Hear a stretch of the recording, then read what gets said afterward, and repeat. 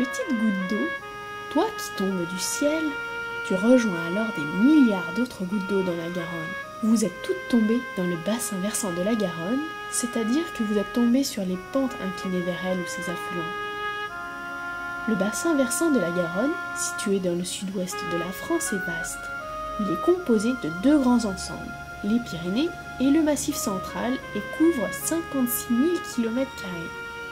Les autres gouttes d'eau peuvent donc venir de très loin, même d'Espagne, puisque la Garonne prend sa source dans les Pyrénées centrales espagnoles, au pic de la Maldeta, à 2800 mètres. Ces gouttes d'eau parcourent 575 km avec un débit moyen de 625 m3 secondes. Mais revenons à toi, petite goutte d'eau. Tu as rejoint la Garonne en amont de Bordeaux. Tu es déjà dans l'estuaire de la Gironde, le plus vaste d'Europe. Un estuaire correspond à l'entrée d'eau de mer dans un fleuve, aussi loin que la marée pénètre dans ce cours. Nous suivrons avec toi une partie de ton parcours jusqu'à l'océan.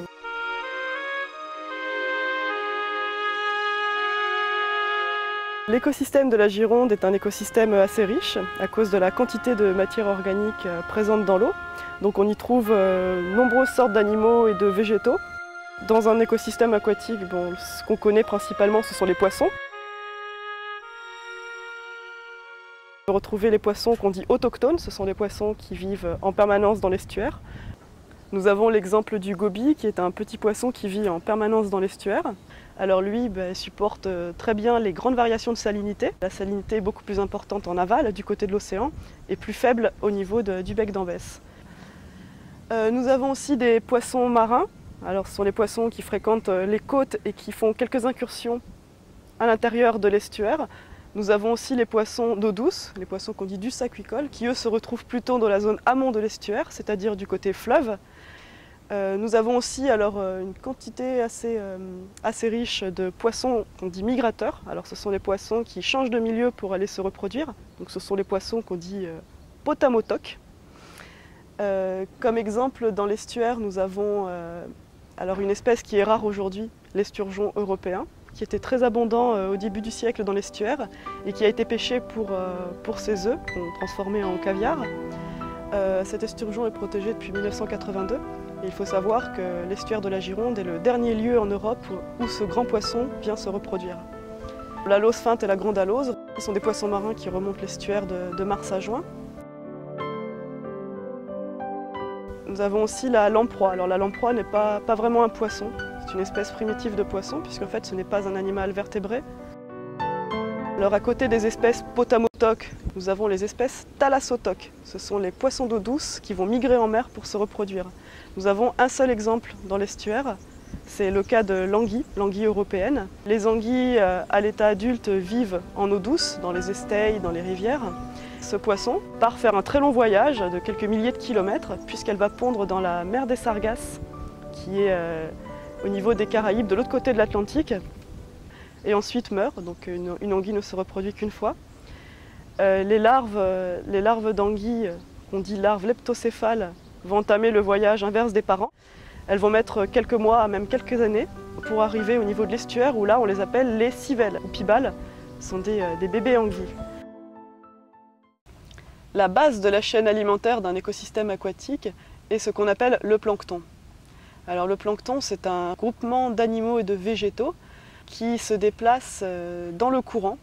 Les végétaux qu'on appelle phytoplancton et les animaux qu'on appelle zooplancton. Donc le zooplancton se nourrit principalement du phytoplancton, mais il faut savoir que dans la Garonne, dans la Gironde, il y a très peu de phytoplancton, étant donné le peu de lumière qui réussit à pénétrer dans l'eau en raison de la très forte turbidité de l'eau. Le zooplancton s'est donc adapté et se nourrit en général de cette matière organique présente dans l'eau de l'estuaire.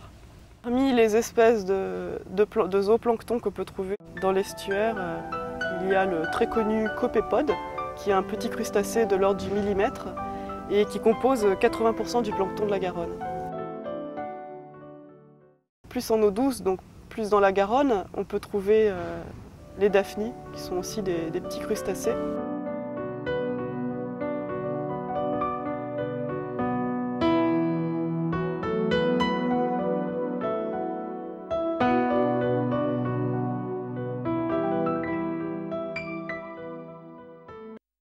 Donc si on suit la chaîne alimentaire, le phytoplancton est mangé par le zooplancton. Et le zooplancton sert ensuite de nourriture aux poissons qui constituent la suite de la chaîne alimentaire de l'estuaire.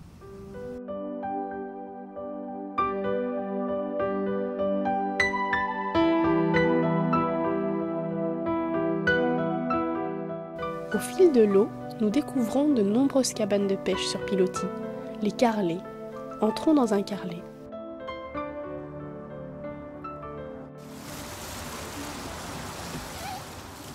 À l'aide d'un filet, qu'il relève régulièrement, le pêcheur piège les poissons.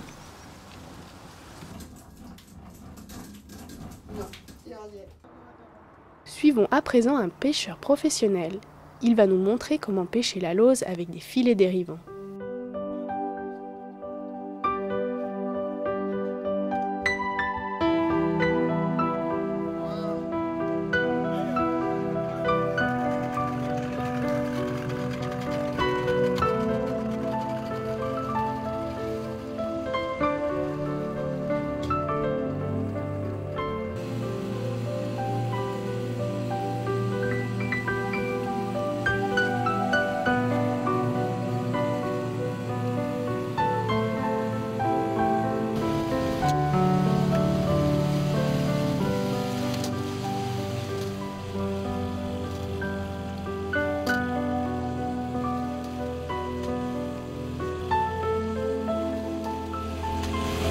On y met la bouée. On y met une bouée pour montrer que si elle passe des bateaux ou quoi que ce soit, c'est le bout du filet, que ce soit bien repère.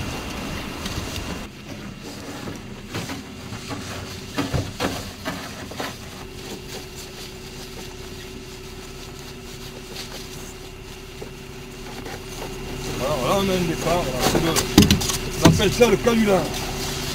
C'est un départ. Là qu'on commence à mettre le filet à l'eau, on se laisse partir au courant.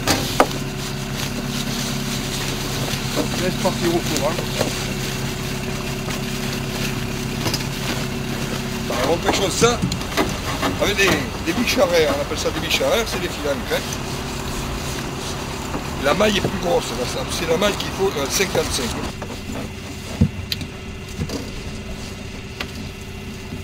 On met des guides là. En définitive, maintiennent le filet entre deux eaux, quoi.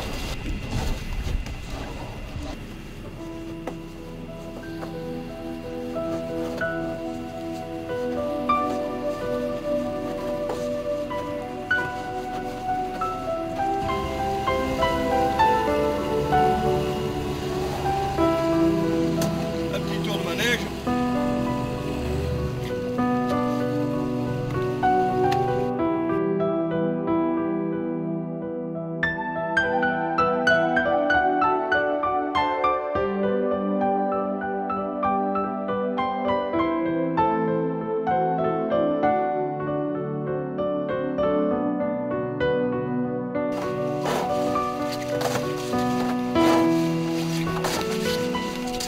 On ne détruit pas, contrairement à ce qu'on pense.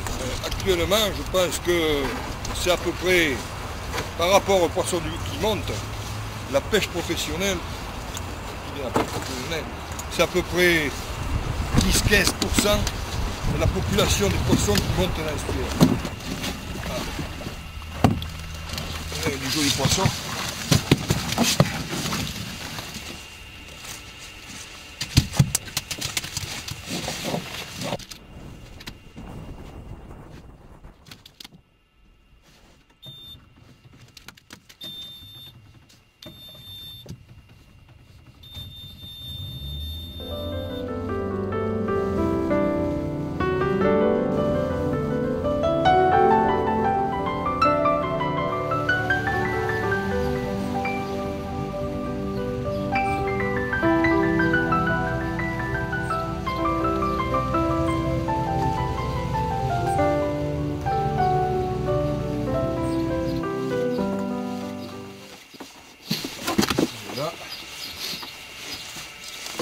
Voilà.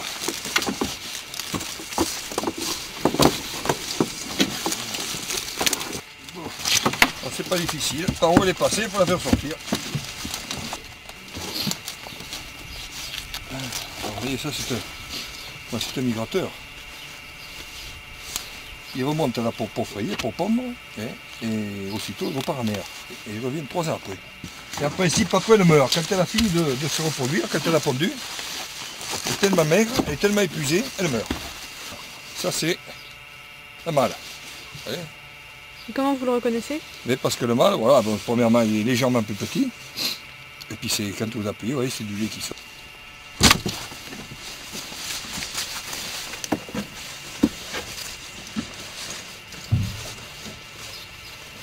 Ça c'est une femelle, ton appui, vous voyez, il y a un peu des œufs, comme ça.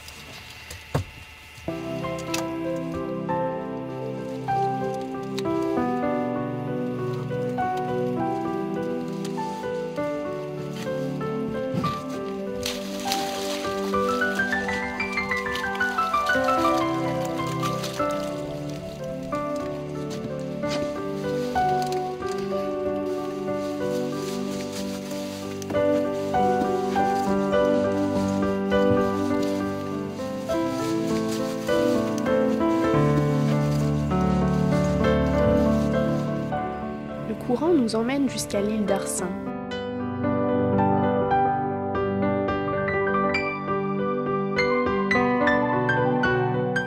Pendant la tempête de 1999, cette île a été éventrée et en partie inondée.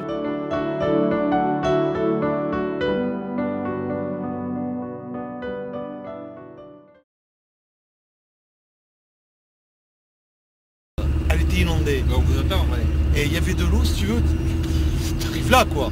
Il y avait ce chemin-là et t'avais l'eau qui... tu pouvais pas marcher sur l'île. C'est impossible. Son propriétaire a alors construit des digues tout autour de l'île.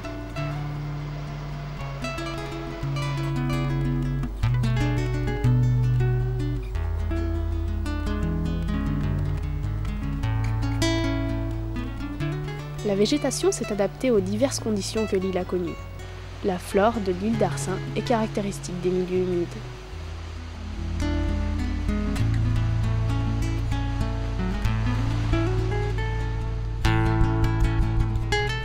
Débarquons sur l'île afin de découvrir cette végétation bien particulière.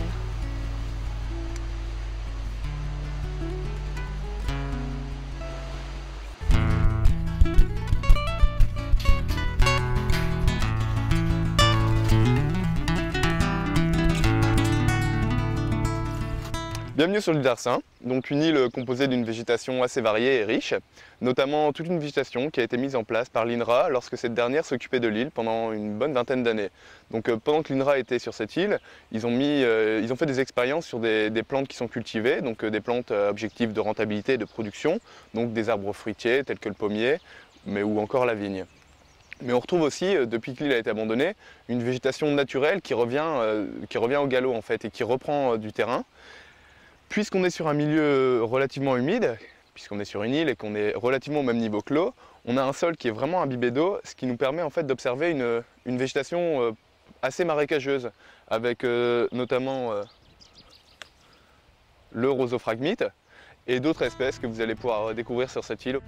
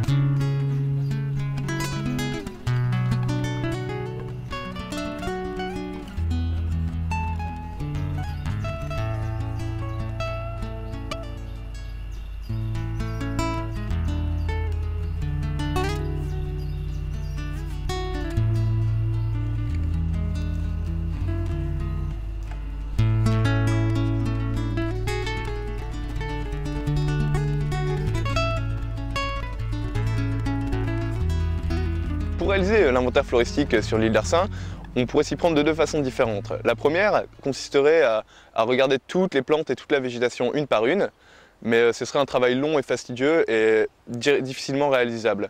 Donc on opte pour une méthode d'échantillonnage en réalisant des parcelles d'études. C'est-à-dire qu'on va concentrer notre travail d'études de la végétation sur certaines surfaces données qui sont supposées représenter l'intégralité du milieu. Donc l'objectif d'une parcelle, c'est d'abord d'être homogène, mais deuxièmement, d'être le plus petite possible pour faciliter le travail. Un bouton d'or.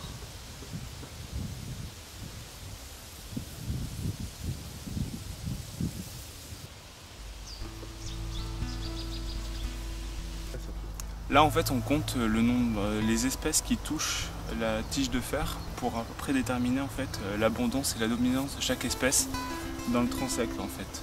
On va faire 3 transects sur cette parcelle de 4 mètres sur 4 et après on fera une moyenne et à partir de ça on pourra déterminer justement la dominance et l'abondance de chaque espèce dans le même milieu homogène.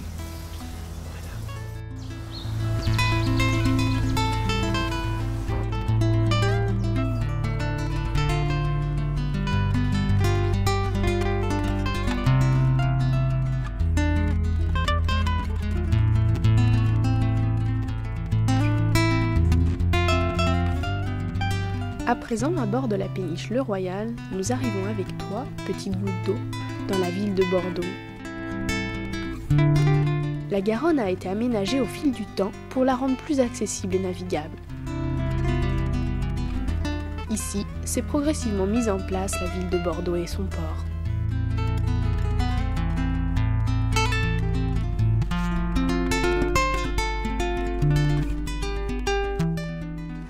Cette ville de Bordeaux, telle que nous la voyons aujourd'hui, en fait, doit sa forme essentiellement au paysage dans lequel elle s'est installée. Ce paysage, en fait, est essentiellement constitué de croupes graveleuses, argilo-graveleuses, qui descendaient tout doucement en pente douce vers le fleuve et qui prouvent bien qu'en fait, nous sommes sur un secteur de marécage, de relief très faible. Et ces reliefs sont ponctués d'étiers, on dit d'esteilles dans le pays, qui rentrent largement à l'intérieur des terres et qui sont matérialisés par des cours d'eau comme le Peug ou la Devèze. Et pendant très longtemps, eh bien, ils constituaient des ports naturels. Et probablement que les premiers ports de Bordeaux, dès la fin de la proto-histoire, se sont établis en fait dans ces échancrures du rivage qui correspondent avec ces cours d'eau. On a la certitude maintenant qu'il y avait un établissement, une petite agglomération probablement gauloise sur l'emplacement du vieux Bordeaux. On n'a aucune certitude en revanche si c'était un port important ou si c'était juste un petit point de passage. Il faudra attendre l'Antiquité, la création d'une ville romaine que l'on connaît sous le nom de Burdigala, avec la création d'un port officiel, ce qu'on appelle un emporion. Et ce port officiel qui était un port d'État, on le situe à peu près dans le secteur du quartier Saint-Pierre. Ce port a probablement été abandonné très tôt, d'abord parce qu'il a été rempli par des alluvions qui s'est déposées à chaque marée, et puis ensuite il commençait sérieusement à être étroit et pris dans les quartiers d'habitation. C'est la raison pour laquelle les activités portuaires sont rapidement déplacées en fait, sur le rivage proprement dit.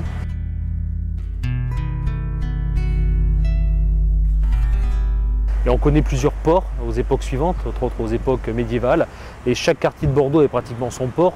Certains sont célèbres comme le port Sainte-Croix. D'autres ont été plus ou moins oubliés mais sont tout aussi célèbres, comme le port par exemple de la Grave. On avait également des ports en rive droite. Je pense par exemple à ces petits ports qui permettaient aux passagers de passer la Garonne et qui sont des quartiers comme le quartier du Trégé. On connaît le nom du port de Bordeaux sous un nom plus courant qui est le port de la Lune. Et il est vrai que le port de Bordeaux occupe un méandre. Cette boucle matérialise une ancienne île qu'on appelle l'île des Quéris, entourée de 2 bras de la Garonne. Le bras principal encore existant qui est celui qui se trouve juste derrière moi. Et puis un bras secondaire qui se trouvait du côté des coteaux de Senon et de Lormont, à l'opposé, et qui matérialise aujourd'hui ce qu'on appelle le quartier de la Bastide. Et cette île est restée une île vive, probablement durant l'Antiquité, peut-être même une partie du Moyen-Âge. Il a fallu attendre le 19e siècle pour que l'homme prenne réellement pied sur cette ancienne île et jette enfin un pont pour relier Bordeaux, rive gauche, le vieux Bordeaux, du côté donc de Bordeaux-Bastide, rive droite. Et ce pont, c'est le pont de Pierre.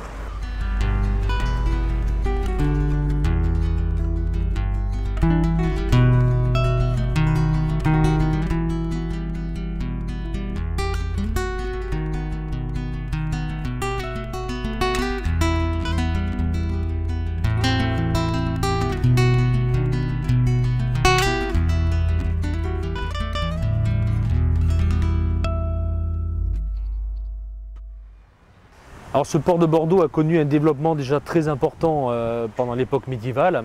On sait qu'une partie des produits agricoles bordelais pouvaient être à l'occasion exportés vers la Grande-Bretagne. Et inversement, on pouvait recevoir à Bordeaux des produits qui venaient du reste de l'Europe. La richesse des marchandises bordelaises telle qu'elle a pu circuler à Bordeaux au XVIIe et au XVIIIe siècle a permis à ces riches bordelais qui en profitaient, qui en vivaient, de placer une partie de leur richesse dans l'achat de terres et dans la construction de superbes maisons dans les campagnes bordelaises.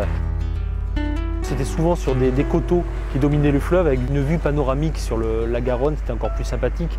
Et ça permettait à l'occasion même de surveiller le passage de leurs bateaux quand les bateaux revenaient de trafic assez loin, puisque certains de ces bateaux allaient sur les principaux continents utilisés avec des colonies françaises au XVIIIe siècle entre autres. Ces gros bateaux qui viennent de façon tout à fait occasionnelle et qui sont malheureusement, je dirais, le pâle souvenir de ce qu'a été le port de Bordeaux dans ses plus riches heures de développement économique. Ce port, en fait, aujourd'hui, ne voit plus passer beaucoup de bateaux.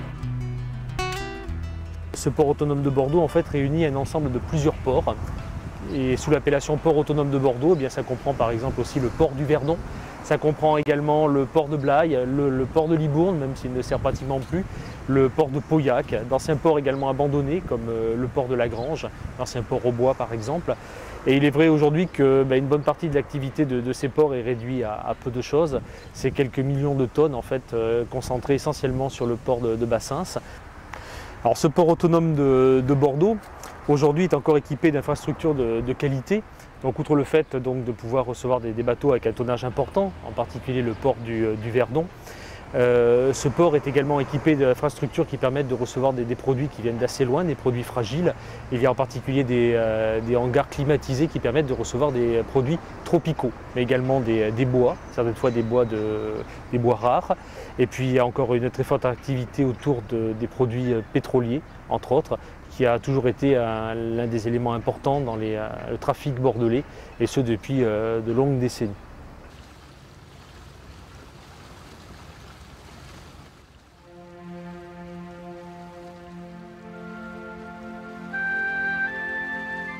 Nous approchons du bec d'Ambès, la limite de salinité de l'estuaire. La marée de salinité provenant de l'océan ne pénètre pas au-delà de cette limite, tandis que la marée dynamique remonte plus de 70 km en amont. Toi, petite goutte d'eau, tu as toujours connu les mouvements de la marée dans la Garonne.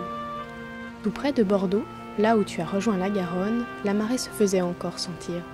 Dès lors, tu as suivi le cours des 2 marées journalières.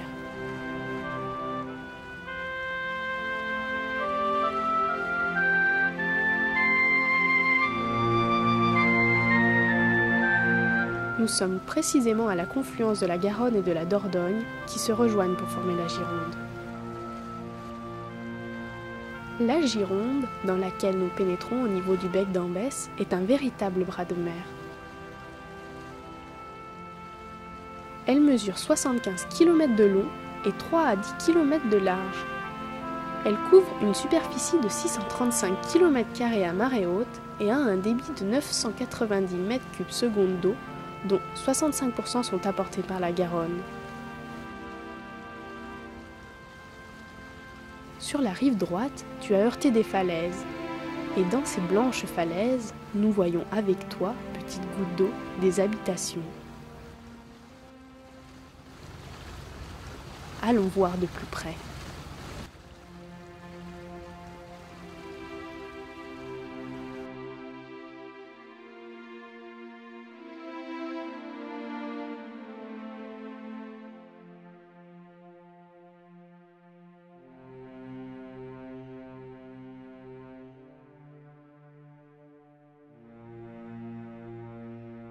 Les maisons troglodytes sont des maisons qui sont en fait d'anciennes carrières réaménagées ou d'anciennes grottes naturelles qui sont réaménagées.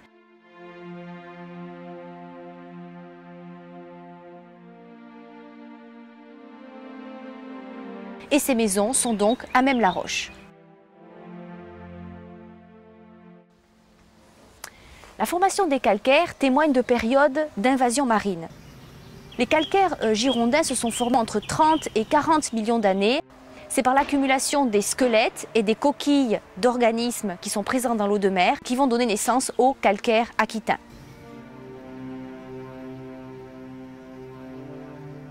Il existe un autre mode de formation des calcaires qui peuvent se faire par précipitation directe des carbonates présents à l'état dissous dans l'eau de mer.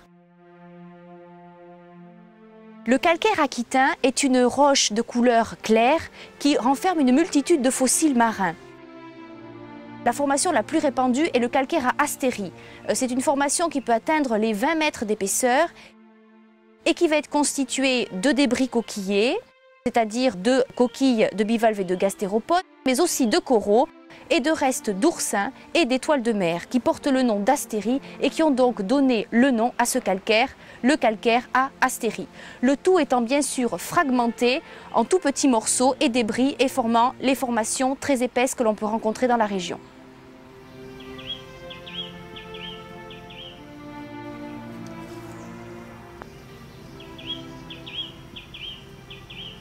Le calcaire est très utilisé comme matériau de construction. Alors il y a plusieurs types de calcaire qui vont dépendre en fait de différentes périodes d'invasion qui ont eu lieu entre 30 et 40 millions d'années.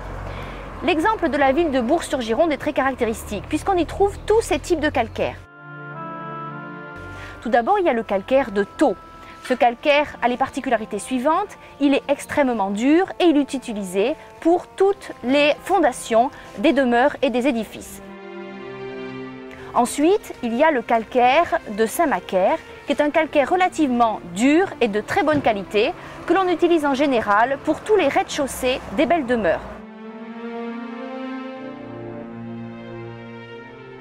Enfin, le calcaire de Bourg même et des environs.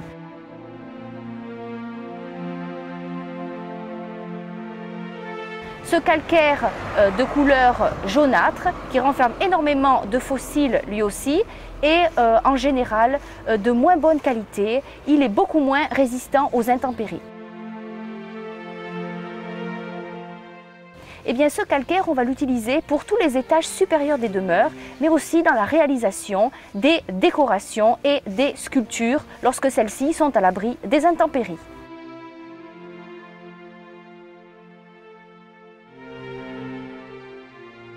L'utilisation locale du calcaire remonte à l'époque romaine avec la construction de belles demeures que l'on a dans la région.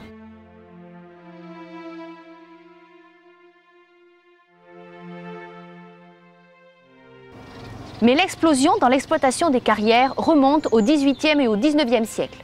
En 1848, on dénombre 580 carrières en exploitation dans la région, alors qu'elles ne sont aujourd'hui que 3 ou 4, comme par exemple celle de Frontenac ou celle de Marcant.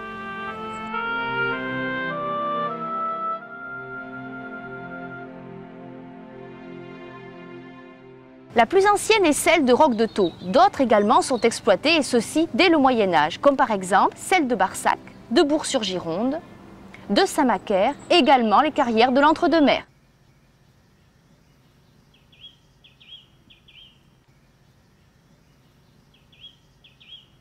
Des carrières de rocs de Thau, nous apercevons l'île verte. Tu dois te poser la même question que nous, petite goutte d'eau. Comment se forme une île ?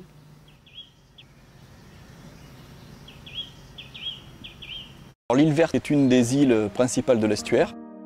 En fait, à l'heure actuelle, elle est reliée à 2 autres îles qui sont l'île Cazaux et l'île du Nord. Et l'ensemble de ces îles constitue la plus grande île de l'estuaire actuelle, avec 12 km de long, 450 hectares de superficie et 500 mètres à peu près de large au maximum de sa largeur. Dans les fleuves, il y a des îles qui se forment à la suite de divagation des méandres. C'est le cas par exemple de l'île d'Arcin. Mais à d'autres endroits, plus en aval, on a des îles qui se forment par l'accumulation de sédiments qui se déposent à un endroit donné. Et c'est le cas de l'île verte.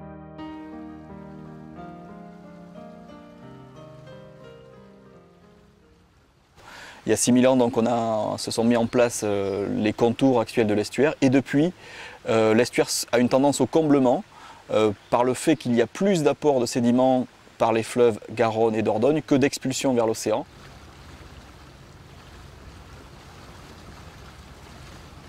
cet apport de sédiments à l'endroit de la rencontre entre les eaux douces et les eaux salées, et au moment donc, de la confrontation entre les courants du fleuve et ceux de la marée montante, il y a à cet endroit-là donc l'accumulation de sédiments, ce qu'on appelle le bouchon vaseux.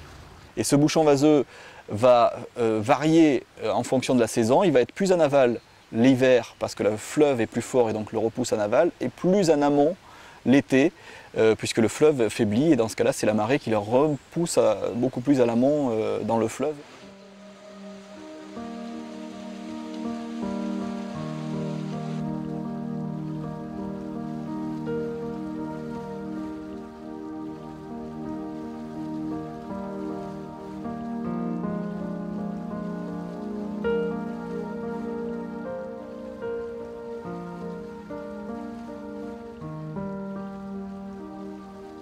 La culture de la vigne et ses besoins en main-d'œuvre expliquent l'arrivée progressive de populations sur les îles de l'estuaire, et ce probablement dès le Moyen Âge.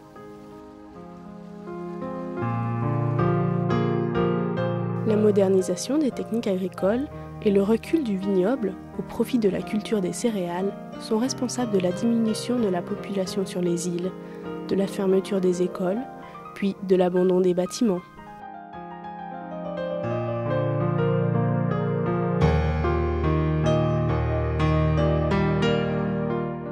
Partout en France, partout dans le monde, mais surtout en France, l'homme sait cultiver la terre.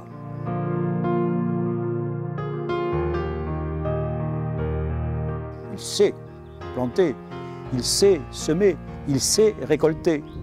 Mais ici, sur une île comme celle-ci, avant de cultiver la terre, il faut la défendre.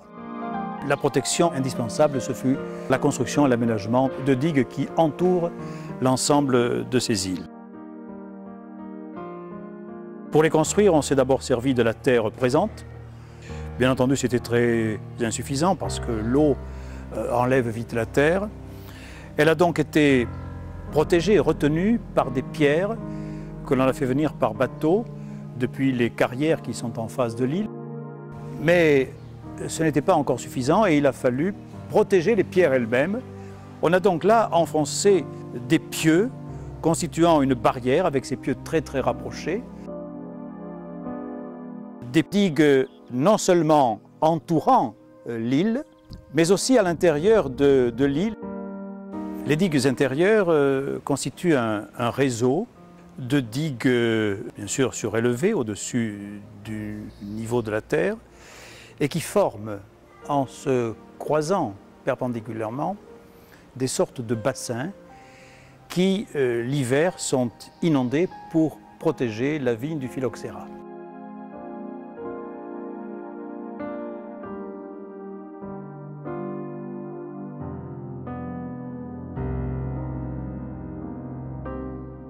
Je viens de parler à l'instant d'inondation des pièces de vigne, ce qui veut dire qu'il faut amener l'eau. Et on l'amène par un réseau de canaux, de fossés, qui sont à peu près parallèles, si l'on veut, au réseau de digues.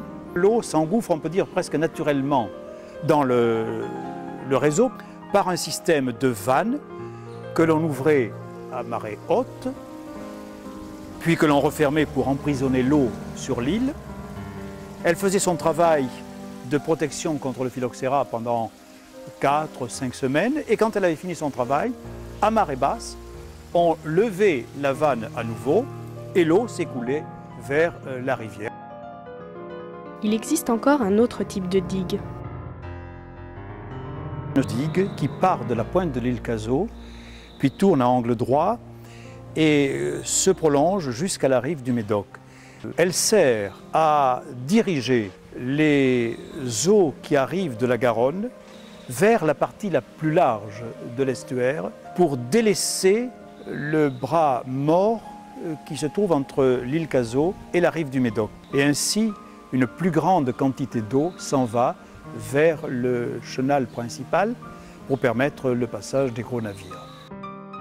À la pointe de l'île Verte, on va trouver un éperon rocheux constitué par des pierres apportées sur 200 à 300 mètres de long.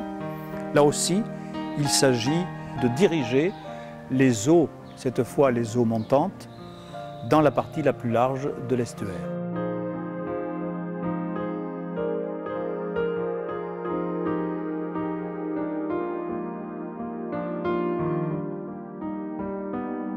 Dans les marais desquels nous approchons, la biodiversité est exceptionnelle.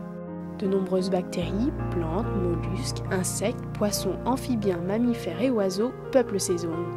Ceci s'explique par l'abondance de 3 éléments indispensables à la vie.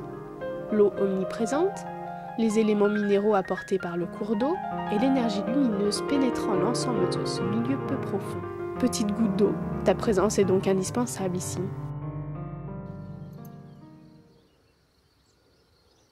Côté estuaire, on va trouver tout un système de prairies humides, mais de prairies qui ont été asséchées, drainées, qui sont dans un état de conservation peut-être un petit peu moins bon que les marais de l'Avergne.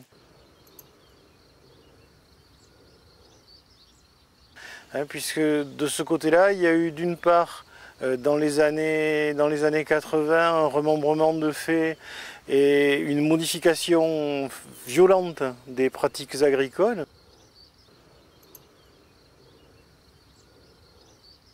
Avec l'implantation de la maïsiculture, entre autres. Depuis, il y a eu des zones de maïs qui ont été remises en jachère et sur lesquelles la végétation a tendance à monter.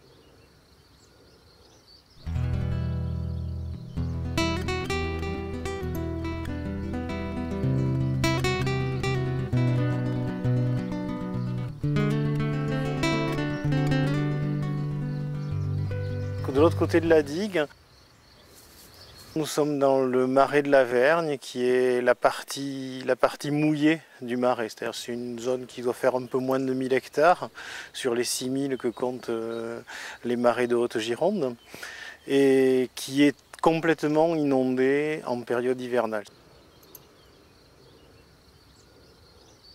Ce marais de l'Avergne, qui est un marais qui est en assez bon état de conservation, avec vraiment de belles prairies humides très riches. Dans ces marais du Blayais, en période de nidification, on va trouver beaucoup de hérons. On a les 4 espèces de hérons relativement fréquentes. Le héron cendré, le héron pourpré, les grès de garzette.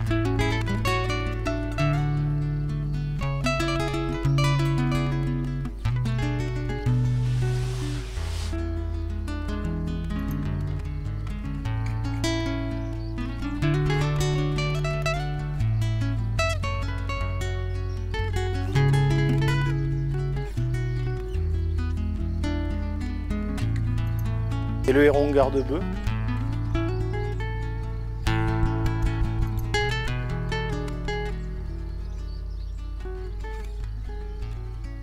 On va trouver des cigognes en quantité assez importante. On en a vu des belles troupes en train de se nourrir sur l'Avergne. Alors justement, s'ils sont là, c'est qu'il y a pas mal à manger. Elles attrapent beaucoup de grenouilles, beaucoup d'écrevisses américaines, aussi les petites écrevisses de Floride.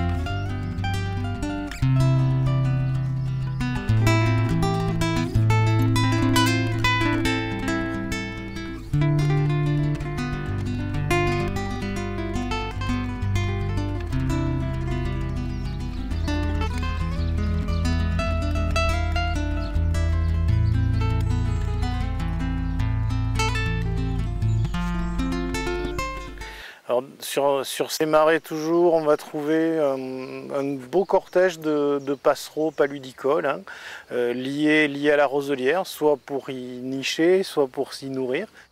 Pas mal aussi d'espèces qui sont liées aux prairies de fauche et aux prairies pâturées, qui vont chercher leur nourriture dans de l'herbe très très rase.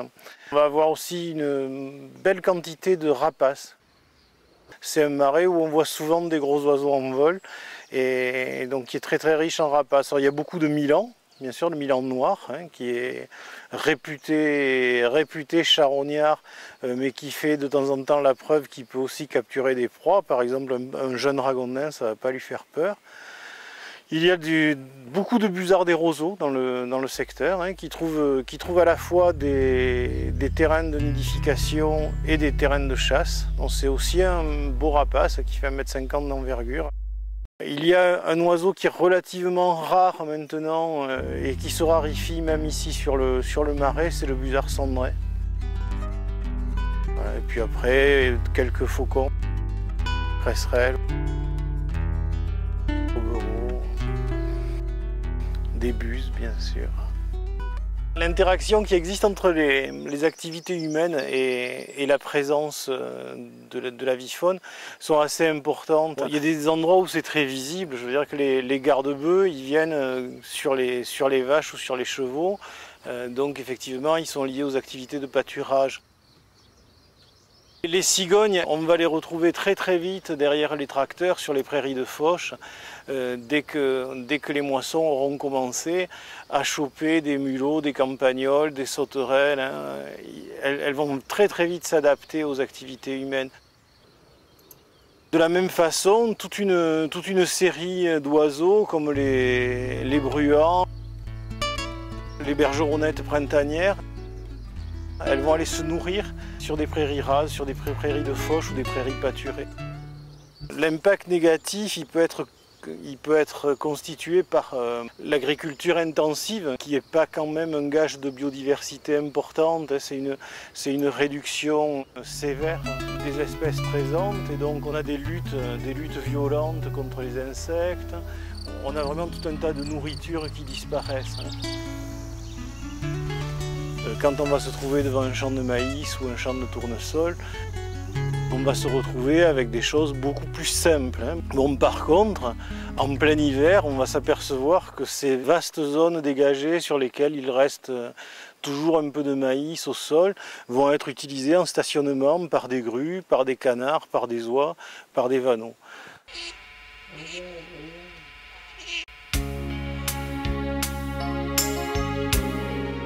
Nous te quitterons ici, en face de Blaye, petite goutte d'eau.